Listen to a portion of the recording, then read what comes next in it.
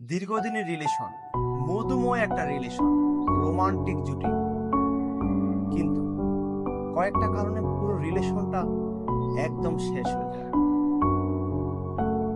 যদি আপনি কখনো আপনার স্ত্রীকে অন্য কারোর সঙ্গে কম্পেয়ার করেন, তুমি তো ওর চেয়ে দেখতে তেমন কোনো সুন্দরী না, ওর কত যোগ্যতা আছে জানো, ওনার ডক্টর, আর তুমি কি, আপনার রিলেশন ক্রস। আপনি যদি ক্রিটিসাইজ করেন আপনার সঙ্গীকে, একটা কাজও ভালো করে করতে পারো না, সব কাজে ঝামেলা লাগিয়ে দাও, সঙ্গে সঙ্গে রিলেশন ক্রস।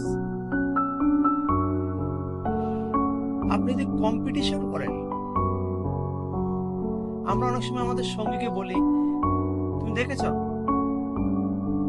ও কত ভালো করছে, ও কত কিছু করছে, আমরা আমাদের সঙ্গীকে কম্পিটিশনে নামিয়ে দিই। আর এই কম্পিটিশনে নামাতে গিয়ে আমাদের সংসারে নেমে আসে বিপর্যয়, রিলেশন ক্রস।